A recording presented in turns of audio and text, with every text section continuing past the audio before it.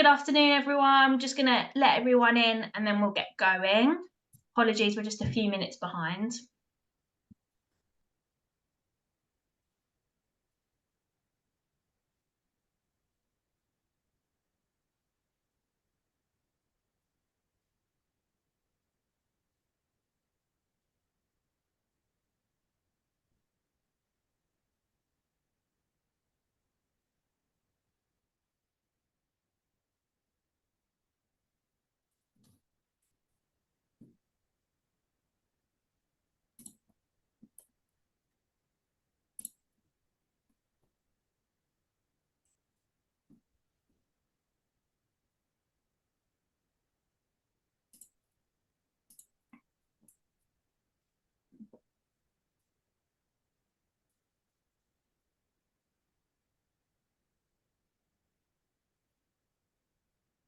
Okay, we're just going to give it 2 minutes and then we'll get going.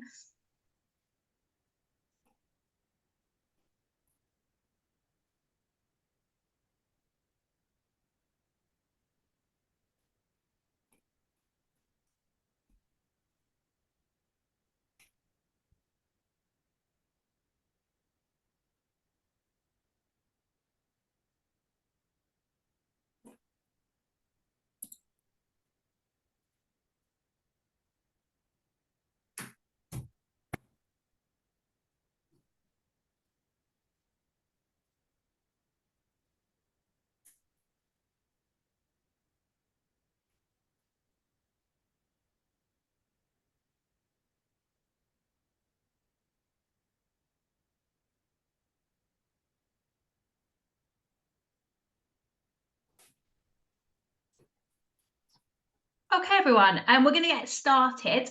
We are recording the webinar, so we'll send that out to you after. But welcome to this afternoon's webinar on the National Patient Safety Alert actions for providers. Your mics and videos are turned off, and you could submit questions either by the chat or via the question and answer, and I'll keep an eye on those. And hopefully we'll get to them at the end of the session. Now, if we don't, we'll make sure that we'll come back to you. We'll collect them at the end and we'll make sure we'll come back to you if we don't get to them in the session. But we will be doing that at the end. We'll send you the slides, as I said, and the recording. Make sure you get those. So today we are joined, we've got 3 speakers. I'm Verity, I'm going to be just hosting the session.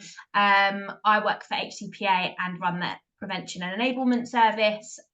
We've got Rosemary, who is Moving and Handling Advisor from Adult Care Services.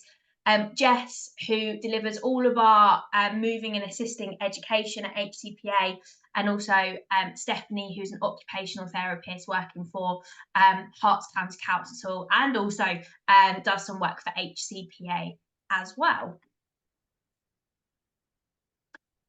So today's webinar, understanding the guidance from the National Patient Safety Alert and the background of why it got put out and why it is something obviously we need to make sure that everybody is aware of. There are actions that everyone will be going throughout the webinar. You know, Rosemary, Jess and Steph are going to be going through the actions from updating policies and procedures, training expectations, managing medical devices, service and maintenance scheduling, awareness of atypical anatomy and risk assessments, and also within this is also going to be around bed rail guidance as well, and just finishing on Hertfordshire Equipment Service, if they are someone that you use, just some key recommendations from them as well. So the MHRA is the Medicines and Healthcare Products Regulatory Agency, and they're the regulator of medicines, medical devices in the UK, and this is where the guidance has come from. So from January 2018 to 31st of December 2022, there were 18 reports of deaths related to medical beds, bed rails, trolleys, bariatric beds, lateral turning devices, and bed grab rails. 54 reports of serious injuries, and the majority of these were due to entrapment or falls. So when these were investigated, it was found that the likely cause was because of worn or broken parts, which should have been replaced during regular maintenance and servicing. And if they weren't carried out, or they were carried out incorrectly, then actually there was, as we know, serious injuries and also deaths as well. So in addition, a lack of effective risk assessment, maintenance, and incorrect use of beds for children and adults of small stature were factors in these deaths.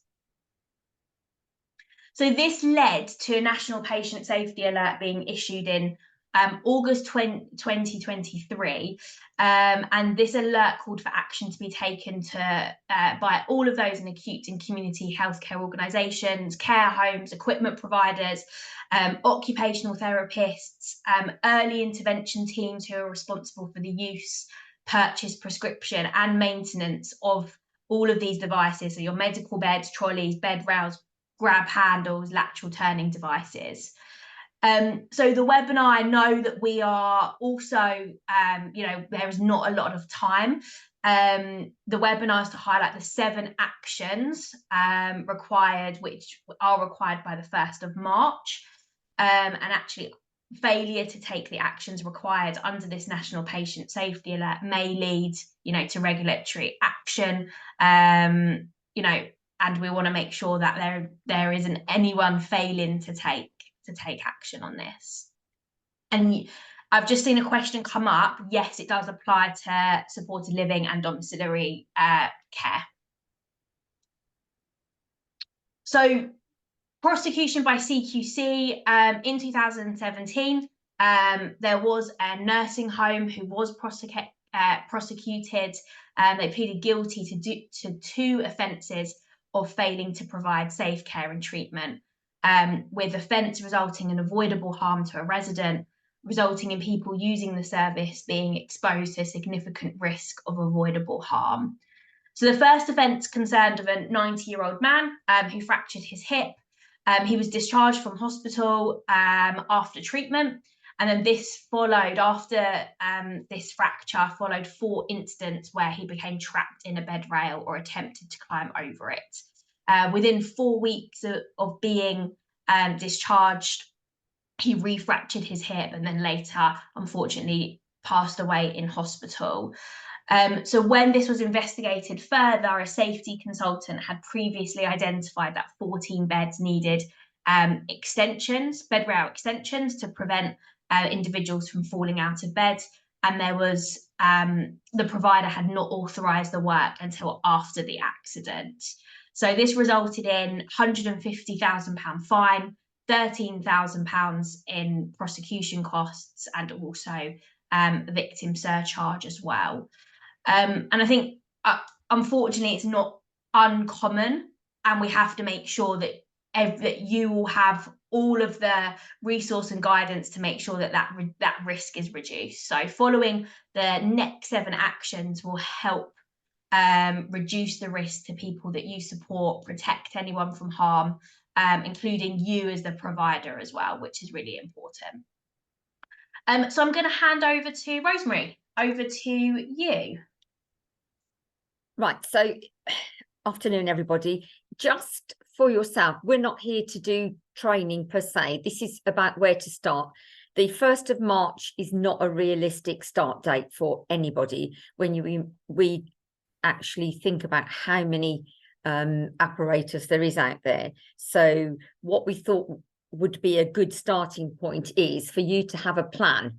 Your proprietor, whoever is responsible for actually taking this action, is to have a written down plan about what you aim to do and where you're going to start and a date. Ideally, we think May time is realistic, where adult care services can actually start doing some online training. We can't do it sooner than that because we've got CQC inspection ourselves, so that is realistic. So have a plan that identifies first and foremost those who are currently using a bed rail, bed lever, or a lateral turning device, and focus on those that are most likely to be at risk. And the main target that the Medical Devices Agency are looking at now, which is something that we've always taken into consideration for a long time at HES, is the atypical anatomy. So if the person is under 146 centimetres in height and 40 kilos or less in weight, whether they be an adult or a child, then you need to be aware that the standard guidance in terms of gaps between the rails may have a significant consequence to those at that level, and you may need to adjust your assessment. And those that are currently using any of the attachments, it could be a bed lever, as also known as a bed stick, or an L-end rail. All of those things are something, and that's your starting point, because for a lot of people, realistically, this isn't doable by the 1st of March. So next slide is that. And then ask yourself, when you've identified those at risk that are using the equipment, and or if you're looking to put bed rails or something onto a person's bed, ask yourself these questions first and foremost. So is the person attempting to get out of bed or falling out of bed? Because there is a difference. Is the person at risk of falling out of the bed? Why is the person at risk of falling out of the bed? Ask yourselves these questions. How likely will a fall cause harm to the person that's getting out of bed? And how long are they unsupervised whilst in the bed? And if the person is on the floor, how will they be returned to the bed? Hoist, assisted to stand, turn over. Could activities or time be related to the increased risk of falls? So you could put this is on adult care services bed rail policy as well, which we are reviewing at the moment. And again, this isn't out yet, but these are the questions that we posed at the time in 2018. Next slide. Thanks. And why do you think bed rails are a safer option? And when are bed rails not a safe option? And at what stage are bed rails, in terms of their coverings, known as bumpers, considered? And when should a bed lever or loop be considered instead of bed rails? And I can give you an example. If you're looking at bed rails that are 3/4, you know, there is this myth going around, they're banned. Yes, they're not the safest option, absolutely. But when you're dealing with individuals, and there could be reasons why 3/4 length rails are what they need. And particularly when people have capacity, they understand and they know what they need. For example, doesn't always have to be for older people. A younger person that has very vast, extensive spasms that actually would shoot them out of the bed, down the bed, that sort of thing, or perhaps their leg, just one leg goes into spasm. If they have full length rails, they then cannot necessarily access what they need to maintain them in bed at the top. So perhaps 3/4 length rails would be considered towards the bottom of the bed if that's what they need. So it's not that they're banned, they're not the best option, admittedly. But again, it comes down to a good, robust risk assessment for that individual person, taking into account what they're actually being used for. So I've always said never say never, because individuals present very differently and you have to do the risk assessment on that basis. However, your proprietors, your insurance underwriters may have a different view. So that is entirely for yourselves to discuss with those where your safest options are when you're doing your generic overriding risk assessment in terms of we will and we won't.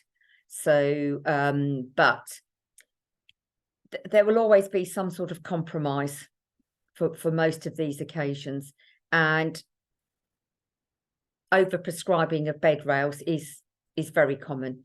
And we always question if someone has actually been found on the floor next to their bed once, what is the reason for that? If it's never happened before, never occurred, have they got infection? Is there something else going on? Do they actually then have to have bed rails? So it's those sorts of questions that you need to be asking yourselves. Okay, next one, thank you. So policies and procedures, it's again down to your organisations. Adult Care Services, we have our own policy that is being updated, and then once we are happy with that with those concerned with it, we will then be looking to put on some webinars with actual beds, practical sessions with how to apply the rails, how to check for compliance, that sort of thing. So, and there's lots and lots of guidance on the medical devices website. So is any, I feel as if I'm talking to myself. I know I'm not, but has anyone got anything they want to ask so far, or shall we just continue? Yeah, Rosemary, I'll keep any questions that come through, and we'll go through them at the end. Okay. Jess, shall I come? I'll come over to you next. Yeah, sure. Thank you, Rosemary. Yes, so policies and procedures are one of the first actions that you'll be required to look at. From the guidance that Verity showed you a screenshot earlier from 2023, there's lots of things in there that's going to help you to inform your policy. Now, most policies need to be specific to your own organisation, but this is a list of the sorts of things that you would want to see in there. So what's the purpose of bed rails and all the different types? So there's lots of different pieces of equipment that are classed as medical devices that fit under this particular guidance. So looking at which ones you're likely to use in your organisation, what the national guidance and legislation is at the moment, what are the risks, including adverse incidences that may be presented in your organisation, and what are you going to do to mitigate those risks? And later on in this presentation, we're going to talk to you about risk management. You need to include purchase and selection of equipment, an assessment process of the person being cared for, including their mental capacity. So we mustn't forget that in this process. What the correct fitting procedures will be, what you're going to do about your training and maintenance and review. So all of these topics, including any others that you feel necessary for your own organisation, would need to inform your policies and procedures. Again, it's important to review these on a monthly basis. So this will need to go into your review process. Next slide. I think the next one's me, is it? And you need to not be risk adverse. So one of the things that's coming up is that people are worried about people falling out of bed. So bed rails is their go-to option. And actually, we need to be thinking about other options, what's least restrictive for that person, not being so risk adverse that we end up not enabling that person to be able to live as they would like to live. The manufacturers of the equipment are a great starting point. So you can go to the manufacturers, you can get them to come do some training for you, and they should be coming out explaining things to you properly when they come and install. I know that will be the process if it was HES, for example, who are issuing equipment, but if you're getting it from anywhere else, involve the manufacturers and the providers of that equipment too. And there's a lovely tool called the bed prevention tool, which is looking at why people are cared for in bed and making sure that we have really good systems in place to ensure that the people who are cared for in bed really need to be cared for in bed. And it isn't just that somebody's come out of hospital, they were off their feet for a little while and suddenly now they're cared for in bed long term. So that bed prevention tool can be used to help guide you through that process and to see whether there's anything else that you can do to perhaps reduce the amount of time that people spend in bed. Next slide, please. So training expectations, is this Rosemary or is this me? Yeah, Rosemary, over to you for action 2, please. Okay, so for your organisations, you will need to have a record or demonstrate that you are putting something in place for staff to be aware.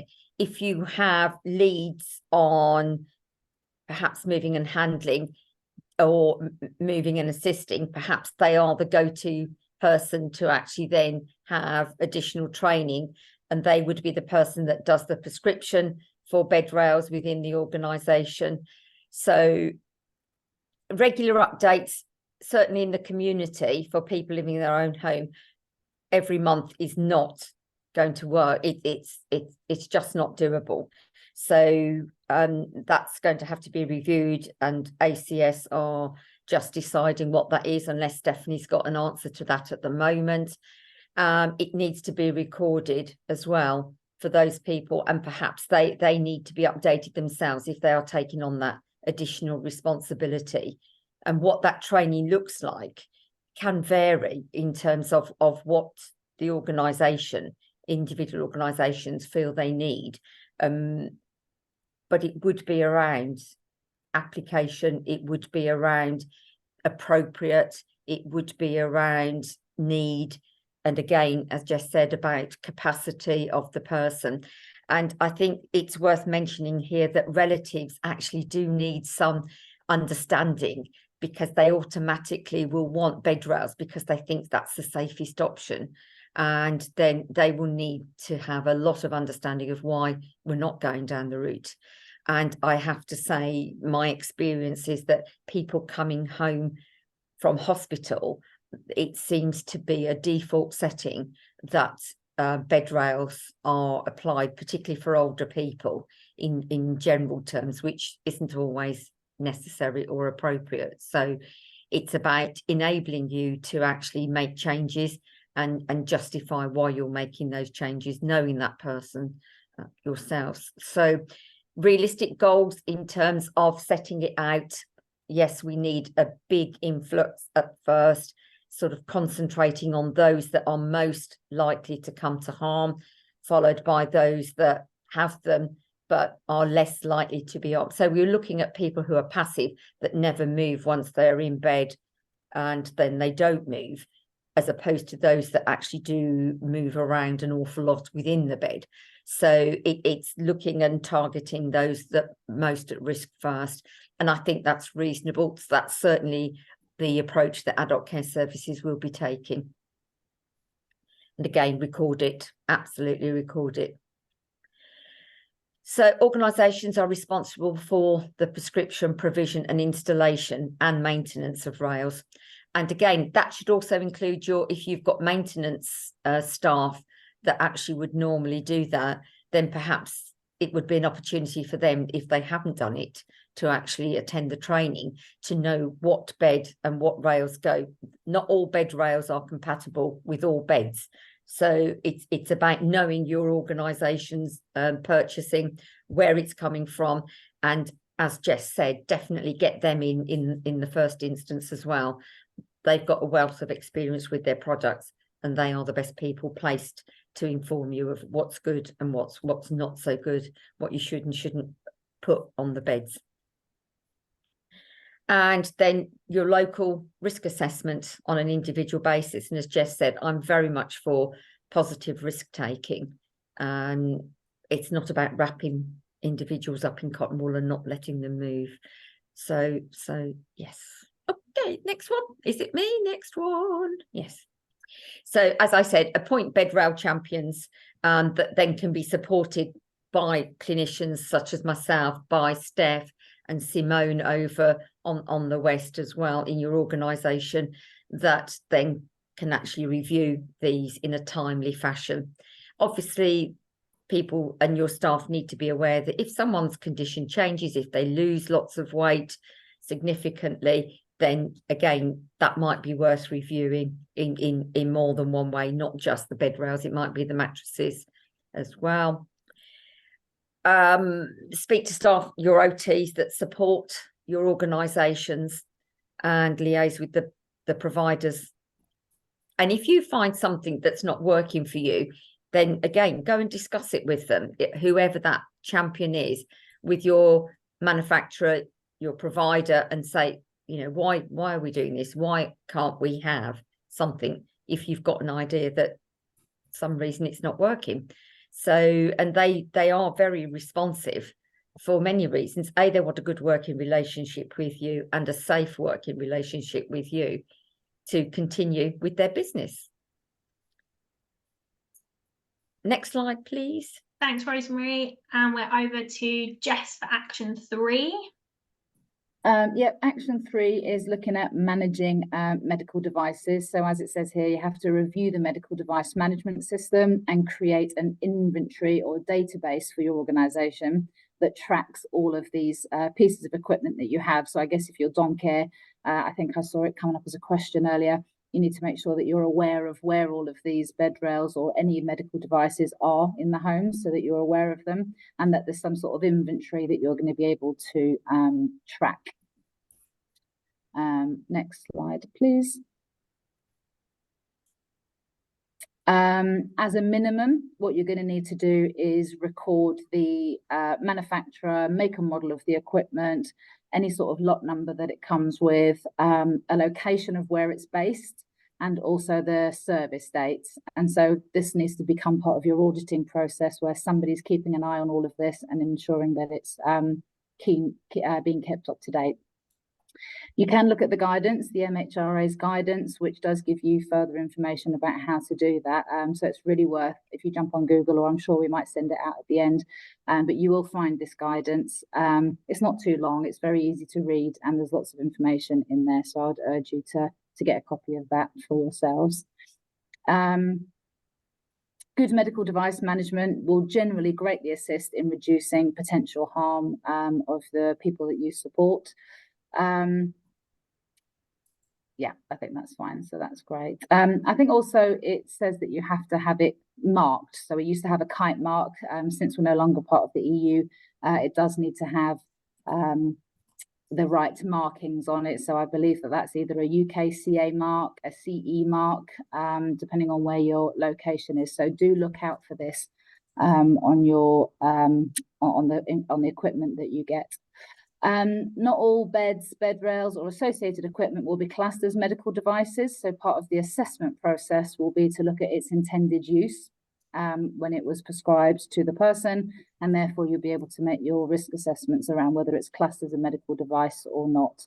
I mostly would say that the way that you'll be using them in your settings will be classed as medical devices, but do factor that in when you come to do your risk assessments. Next slide, please. So action 4 of 7 is to have service and maintenance schedules. So slightly different to the one before where you're keeping a track of all the equipment. This one's now making sure that you have everything serviced. So again, within your database, we mentioned that there'd be a log for services, but making sure that you prioritize devices that have had regular maintenance and servicing. So if this is outsourced by somebody else, you're aware of who it is that comes in to schedule those and make sure that you monitor that. Next slide, please. Thank you. And actually it was confirmed that a lack of maintenance, and I think Verity mentioned this in the beginning as well, was one of the factors that caused many adverse incidents. So bed rails were found to be unsuitable and they weren't withdrawn at the time, they were still in use. And so one of your actions to take away will be to make sure that anything that is unsuitable or broken in any way is removed as soon as possible. Bed rail assembly should be traceable and using the manufacturer's serial number. So this will form part of your tracking process so that you've got good labeling systems or numbering systems to keep track of all the equipment. Bed rail should be included in planned prevention maintenance schemes. So this needs to be scheduled in on a regular basis. And when bed rails are not used, they should be stored in matched pairs. So keeping them together so that we don't have the risk of having 2 separate bed rails then being put on somebody else's bed at a later date. And make sure that you keep them in a suitable area so that they avoid damage. You don't want them somewhere where people can keep walking past and knocking them over. And then you get general wear and tear in that way as well. So keeping them somewhere safe, not using them, and having a good maintenance schedule. Next slide, please. Thank you. So common types of damage that you find on these types of equipment is sort of fixtures and fittings where they've become loose over time or they've cracked, bent. Sometimes they were completely missing from the equipment. They may weaken over time, especially if the person using the bed, for example, moves a lot in bed, rattles the bedsides, then they can become loose or worn over time. Small components become jammed, making it difficult to adjust. Sunlight, weather, all those types of things, chemicals, cleaning products can have an impact on the components of the bed rails. So, for example, if you were storing equipment in a garage outdoors, then the temperatures also could have an impact. So it's really just making sure that they're up to scratch, really. And during transportation and storage, as we've said. Next slide, please. Okay, so this is a case study that was taken from the guidance, which looked at bed rails in poor condition. And as you can see here, the bed rail actually isn't sitting snug up against the bed. So this particular care home fitted a bed rail that they were issued, but one of them had moved away from the side, which then caused the person to fall in between there, and they unfortunately died. And the bed rail guidance has been around for quite a long time now, actually. We've been talking about bed rails for a few years, but there's been an increase in deaths and entrapment over the last few years, which is why we're really highlighting this as an even more important issue. So this was a photo taken from that example to show just how big that gap actually was on that bed. Next slide, please. So it's important that you follow the instructions by the manufacturer. So making sure that you're using the most up-to-date version of the instruction booklet, checking for rust, making sure all the joints are sound, making sure there's no cracking of paint or any sort of coating that's over the metal, for example, missing parts, clamps, pads, any loose fittings, if there's any movement in the frames, any threads on the actual bed frame, all those things on here, as you can see, should be part of your monitoring then, and should become, I guess, part of your risk assessment / auditing of all of these pieces of equipment. So this will become a bit of a checklist for you to be able to go around and use when you inspect the pieces of equipment. Next slide, please. Okay. Patients with atypical anatomy. So this is where children, for example, who have a smaller frame, or adults with atypical anatomy would become a priority for risk assessments. So there's two different types of risk assessments that we would use. And if you go to the next slide for me, please, Verity. We'll just have a look at those. So the one ending in 2015 there, the BSEN code that you can see that ends in 2015, is the standard issue for adult beds. And then in 2017, there was an addition for medical beds and cots used for children and adults with atypical anatomy. So if somebody comes round, for example, CQC, to look at your risk assessments, they'll want to see that you have the right assessment in place. Part of the guidance document has got the templates for each of these risk assessments at the back of the guidance, so you'll be able to use those for your own assessments. Next slide, please. Thank you. So most reported injuries relating to bed rails are now from incidents that take place in community settings, so care homes and in people's own homes.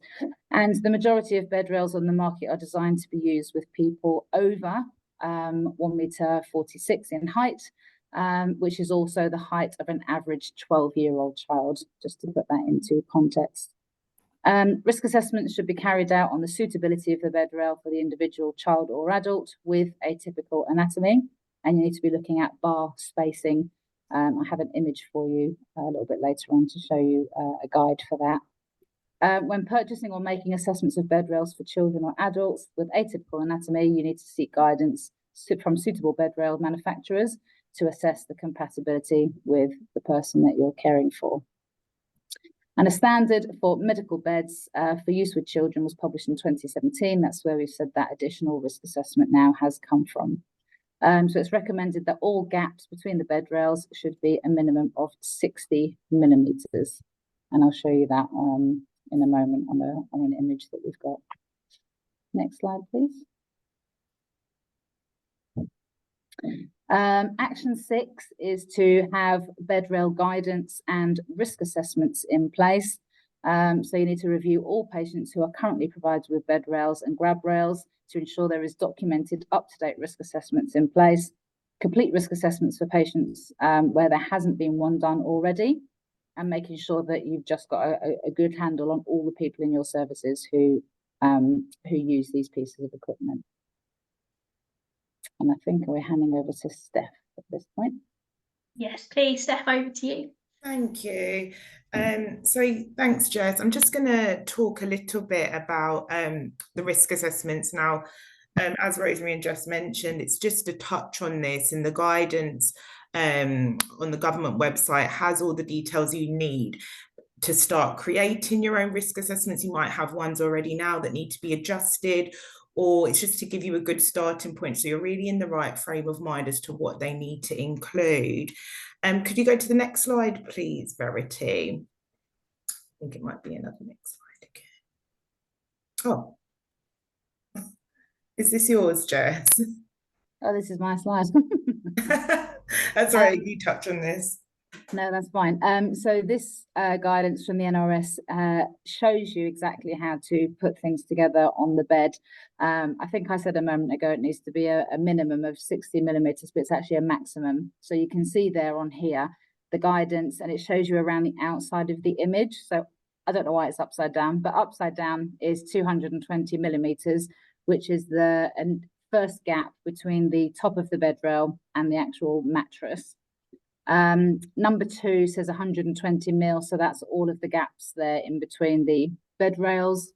Number 3 is 60 mil, so that's the distance between the top of the bed and the bed rail. And then the last one there around the bottom of the page is 318 mil, which is the distance between the end of the bed rail and the end of the bed. And so this just gives you a visual representation of what the bed rails should look like. However, as Rosemary's already stated, we need to make sure it's on an individual basis. So there may be circumstances where it might not look exactly like this, but you'd have a full risk assessment documentation in place. There is a QR code on there, so you will be able to use that if you are somebody who is prescribing to use this to inform your assessments. Thanks. I think I'm back.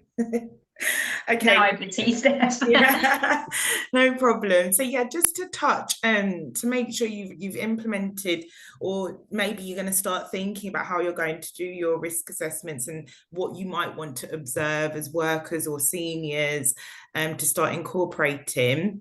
If you could go to the next slide, please, Verity. So really for your risk assessments to be effective, you're going to have the main risk assessment that Rosemary discussed, where you're going to actually be deciding about why you're putting the rails in place, and you would have considered a whole bunch of things to decide if you're going to be putting that in place. But of course, there's going to be your monthly reviews, particularly if you're working in the homes, and they're going to be quite detailed, and they're going to be in the care plan. I assume you have it in the community as well. And then you're going to have your annual reviews where you're almost going back to basics and checking that it still needs to be in place. Or, as we've mentioned a few times, you're going to be reviewing due to a change. And I just wanted to summarize some of those changes that you might want to keep an eye on and you want to include in your monthly reviews, because that still might give reason to change the equipment or anything that's in place at the moment. Could you go to the next slide, please, Verity? So who needs a bed risk assessment? We've touched on this. We've mentioned the bed levers, which are to the bottom right, and they're the handles. I know that they're not often supplied, but if they're in place, you need to keep an eye on what's going on. They're still a big risk. And we need to check that they're actually compatible with maybe the profile in bed or whatever's in place at the moment. You might need to speak to the providers about that, or whoever did purchase the equipment, that they need to check. Obviously the standard bed rails that we always see, and then the trolleys, which we don't always see in the community, but often are in hospital. But they obviously have their own risks, and it's mentioned there, particularly if the person is unattended, which often happens in the hospital. They still have the rails where entrapment can occur, but we do have them in homes as well. Sometimes they're used as wash trolleys or like to give a bed bath. So they need to be considered as well as part of a risk assessment. And next slide, please, Verity. So it's been mentioned that we, of course, need to take in the person's views. What does the person think? If they haven't got capacity, what do the family think? And Rosemary mentioned that often families, they see rails as very, very safe. Maybe it's that you need to have something prepared so that you can explain to them why it's such a big risk. You know, it might be that you're doing a trial period to ease them. You know, it may be the plan that you've got in place isn't a long-term decision. You know, you need to have things in place to maybe make sure you've considered everybody involved in the decision and that it's documented, because essentially putting that in place for a person is depriving them of their liberty, and you know, you need to consider that you're making a best interest decision on their behalf, so it's quite impactful on the person. Next slide, please, Verity. Medical changes. Of course, if there's been a change, meaning that they're more prone to falling, if they're now on bed rest, so they're spending much longer in bed and this is new to them, maybe they've got a fracture and that's why they're on bed rest, maybe they're in pain or they're agitated and that's making them move a lot. They might be more confused, particularly if there's been a change, maybe they've got a UTI, they're confused, they're in bed, and that's going to increase the risk of falls. So they're all things, and I'll put reduced vision as well, actually, because they're all things that you need to consider when you're doing your risk assessment. If any of those changes occur, maybe you need to, you know, you're not going to wait to your monthly review, you're going to include them in your risk assessment now. Next slide, Verity. Height and weight has been mentioned. Of course, if somebody's weight is changing, but if they're dropping weight, and particularly if it's rapidly, you're probably going to want to keep a closer eye. And this is all in the guidance and on the government website about the National Patient Safety Alert. But I think it's important to note, particularly where you are responsible for keeping note of what is happening with that person's weight. If they're reducing their weight, they're more likely to obviously slip into gaps and things like that. So you need to keep an eye. And of course, if you're dealing with any adolescent people who are going through adolescence, teenagers, they're going to be growing at a rapid rate, which has its own risks as well. And maybe the bed is no longer suitable for them. So there are all things to consider. Next slide, Verity. Is the risk still high? Rosemary did a really good summary at the beginning about the likelihood, you know, why are they falling? What's happened? Is it impacted by something like a UTI that's happened? Is it mean that a whole full review, your original review, needs to be done again? Do you need to look at alternative equipment, or is it, again, I mentioned trialing a period of time, which tends to ease the person and everybody involved in how you're going to kind of approach that. And sometimes with your risk assessments, I've noticed a lot of people have charts in place, and that's a really good way of monitoring what's happening in terms of the risk with that person and whether you need to start keeping a closer eye on them. Next slide, Verity. So obviously there's things that maybe other professionals putting in place. It might be your supply, it might be your moving and handling lead, but these are all things in terms of equipment you need to be checking whether it's still worth having in place. They're all great to prevent falls, but they're also, you know, again, they're related to dolls. They're depriving people of their liberty, and if they don't need to be there, you want to make sure that everything you are putting in place because of this new National Patient Safety Alert, or just because you're trying to make the person safe in general, you need to make sure that it's being done for a reason. You know, we've got falls mats, alarm systems. They themselves cause their own, particularly for someone with dementia. It can be quite alarming, it's very loud. So make sure you're putting them in place and you've really thought about the choice of that equipment with the support of your moving and handling lead. Next slide, Verity. I've just also done a little summary on, is the equipment in good working order? Is there any indication of risks or gaps appearing? Sometimes equipment can be dated. It gets, mattresses get flat and all those things. You know, if you're working with a person, you have to just be on guard a little bit, maybe observe, see what's happening. And has any advice been given by any professionals? Obviously, a lot of this time it's not up to you to maybe decide to provide this. Maybe you feel that you want to get professional involved to support you, and that is absolutely fine.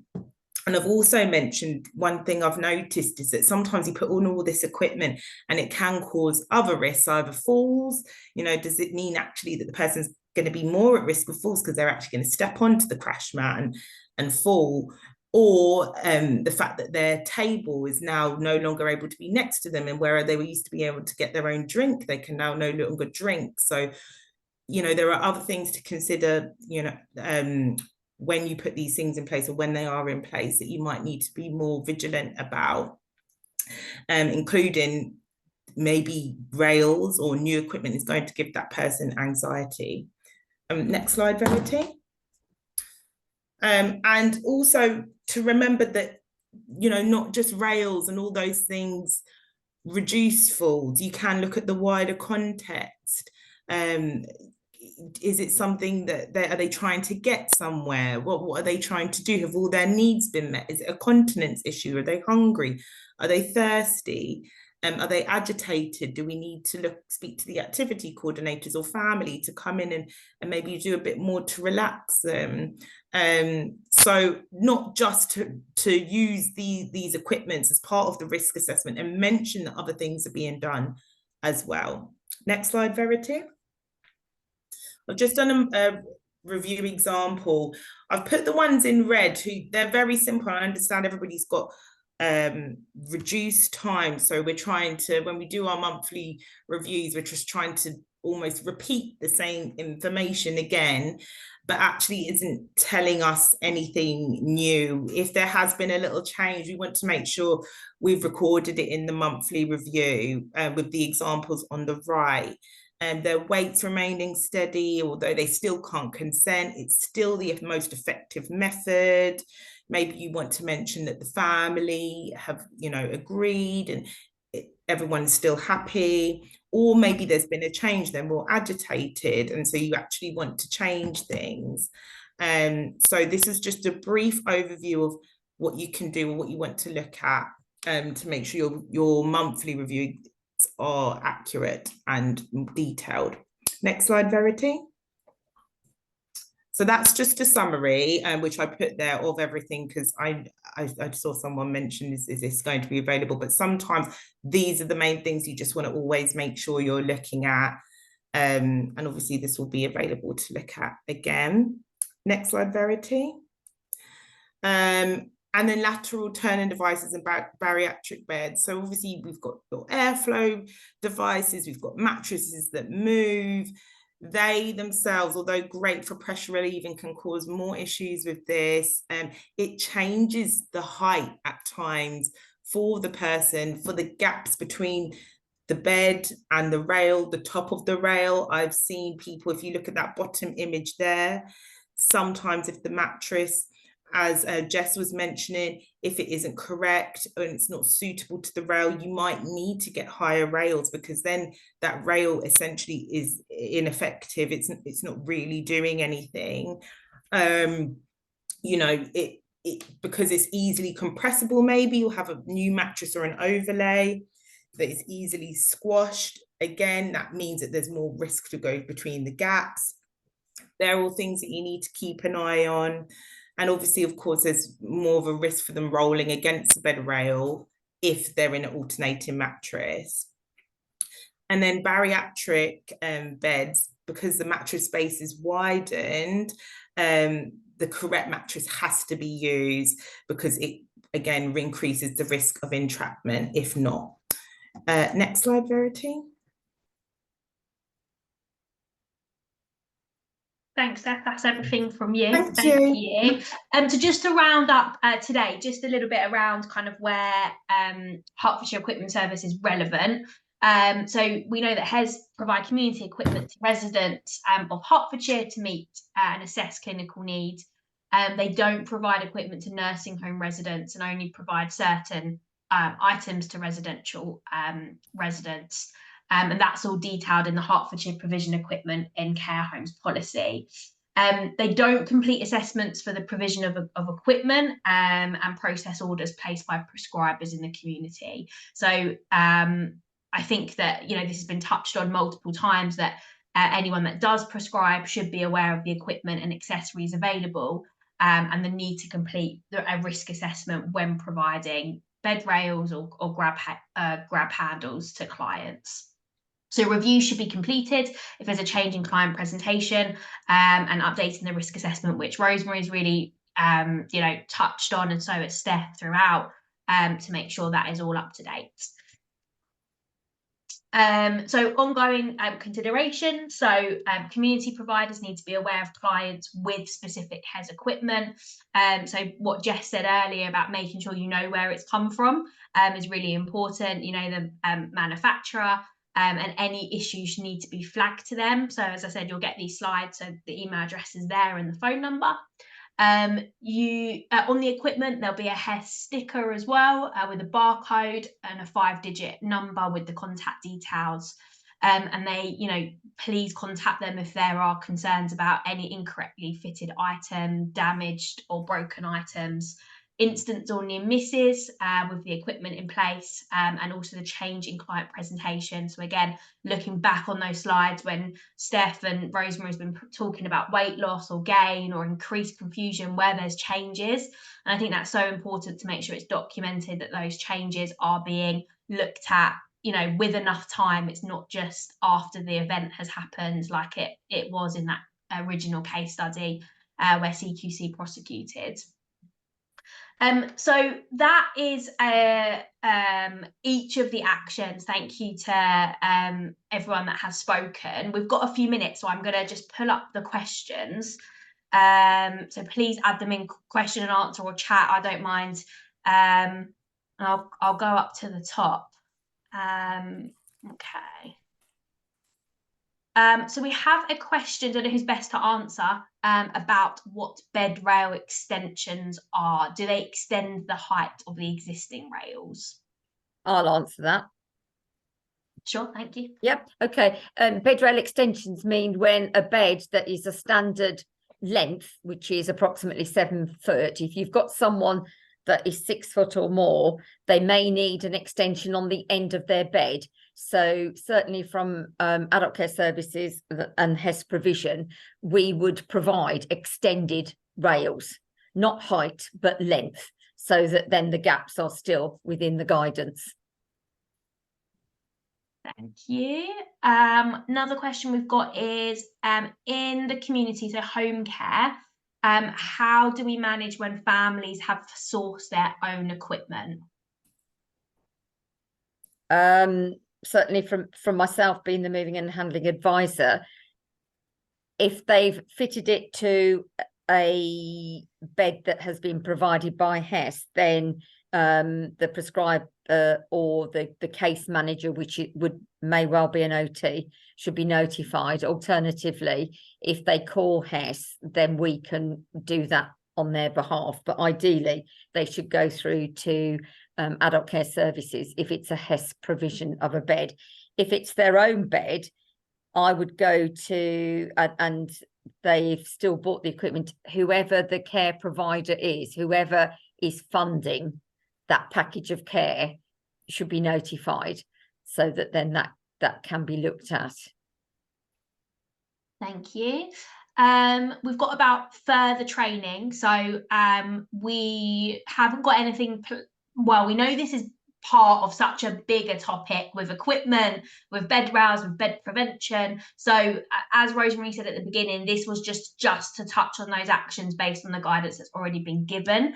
But, you know, any offering that, training offering that does come out, we're going to, you know, make sure that we're all working together and that, you know, we do know there is a need. So keep your eyes out is all I can say. So another question we've got, so I'm a moving and assisting trainer in dom care. Usually any equipment is prescribed by district nurse OT. Sometimes the clients have already got grab rails when they take on the care, and so it's already been prescribed. Do they need to do risk assessments? No, they don't, because they've already been done by a clinical clinician in the equipment in the community.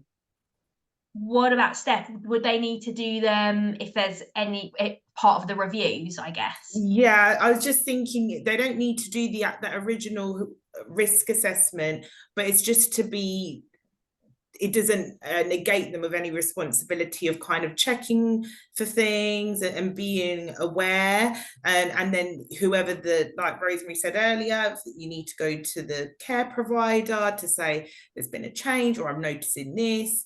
I would go back to them about maybe reviewing it and making sure that it's still absolutely safe. And I guess they'd need to use that information to inform their care planning anyway, wouldn't they? So they'd have to know that assessment so that they could factor that in. Yeah. And at any point ask for if they can get that original risk assessment, that's a perfect thing to go off. So maybe it's good for everybody to make a habit of getting the original risk assessment if possible, so that they can continue to maybe review and adapt it, so they can see why it was given and what changes, you know, have happened. Yeah, the only problem with that, Steph, is if it's hospital clinicians prescribing for discharge, they won't get it. Won't get it. No, it's that's just down to their names on that form, and they've ticked the box to say they've done their risk assessment. Yeah, so I guess it's just being vigilant and alert on what's going on, what you can see then. Yeah. Thank you. So someone else, we only have 2 clients with bed rails. What training do we actually need? One of them, that's her choice to feel safer, and they're rarely used, and another individual doesn't move at all. They'd still need to go through the same review process, and the training that will be offered via HCC would be useful, and so they would still need to review it. Still risk, isn't it, for those 2 people? Doesn't matter how many people. Thank you. I assume integrated bed rails do not need to be stored in matched pairs if because they therefore removed from the bed. Integrated means fixed on the bed, which are usually hospital beds. Certainly from what HES provide, they're all removable. We don't have beds with rails that don't come off. I don't know about the providers. So Jason, maybe that needs to be followed up within the home for that one. I guess going back to manufacturer if they're integrated. Yes, you'll get the slides, and what I'll do is I'll send you all the guidance over, so I'll put it all in an email so you can easily get it. That's fine. Another question: what's the best guidance if we start a package with a new client who already has a bed handle with no information? I would look at where the bed came from. If they're in their own home, if it's got a HES sticker on, then the bed will have been prescribed by a clinician, and they will have ticked a risk assessment has been done to provide the bed lever, stick, rail, whatever they may have. If there isn't, then you would need to establish where the bed came from in the first place, and then go back to whoever has commissioned the package of care to review it. Because you will find families that actually go and buy their own and put them on because it's been assessed as they not needed or there is a risk. And so they just take it upon themselves to actually provide a bed lever, and it's third party being fitted to equipment, and it may not be fit for purpose. It certainly may not be compatible, and then that puts the person at even more risk. Yeah, and so I guess if there's no information to begin with, they need to start the process from scratch, Yeah. Use the risk assessments that are attached to the guidance, and get some support if they need to help them carry out those risk assessments. But you'd have to sort of start from scratch at doing your best to pull those risk assessments together.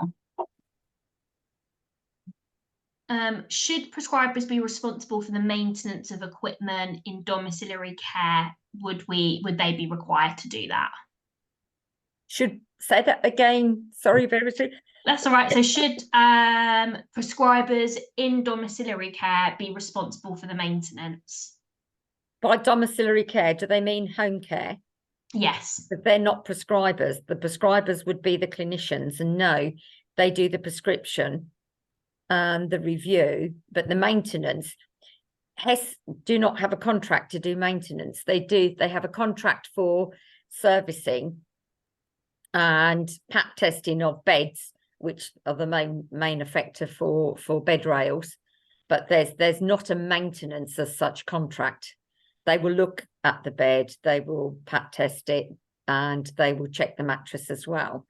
But maintenance to me is actual cleaning, as well as not a service, but maintenance to me is making sure it's clean, all the contact points are in touch, and that sort of thing, which we don't have. Thank you. We've got many of domiciliary, like so home care clients are self-funding, so there is no one else to go to if they take on their package with a client with their own bed and grab rail. But I think you've answered that in a few different ways already, just making sure they know where the equipment is from, and you might have to start again if you haven't got any information with those risk assessments. And I think that is all the questions in the chat. So thank you, everyone. If you do look at the slides again, you do have any more questions, please just email us back once you get the follow-up email, and I will get you the answers that you need. So you're going to get the slides to review. We'll send out the guidance as well to make sure you've got all of that you can read through if you need any examples of risk assessments, etc. And as I said, this is definitely part of a bigger piece of work. We know that, as Rosemary said, that deadline is not helpful, but there are things that you can definitely that have started to do or can start to do to make sure that you are be your evidence in that prevention of entrapment and falls as early as possible. So thank you very much.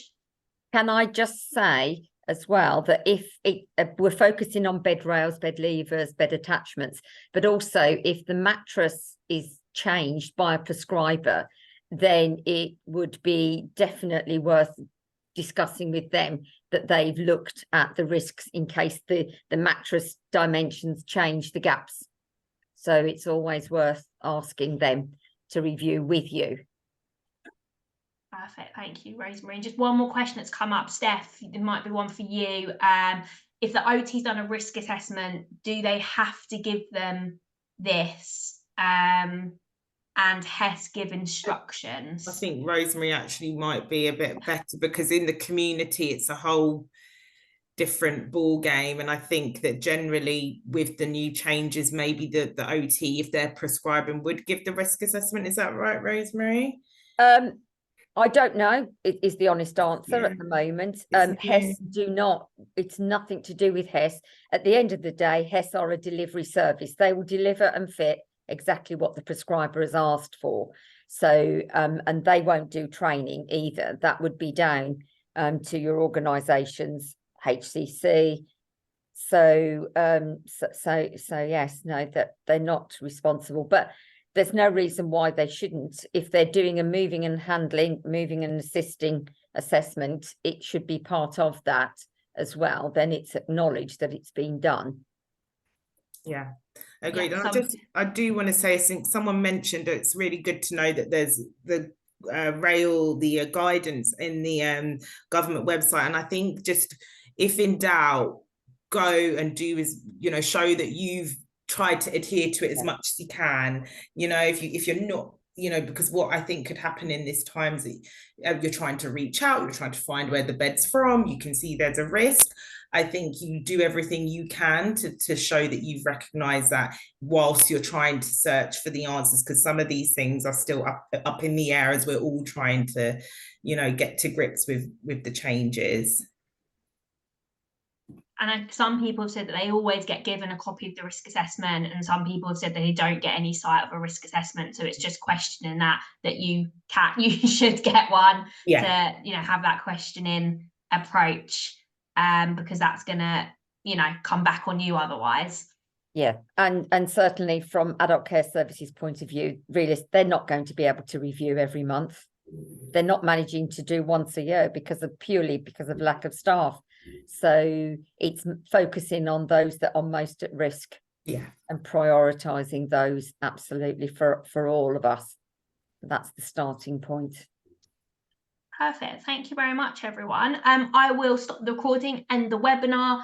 Keep an eye out on the guidance we'll send, the slides and the recording. Please also forward on to any colleagues that need to know, any managers, any proprietors that haven't been able to come on today. Please make sure you forward that on in your organisations. That's really important. Thank you very much. Thank you. Thanks, everyone. Bye. Thank you. Bye-bye. Do you need us to stay?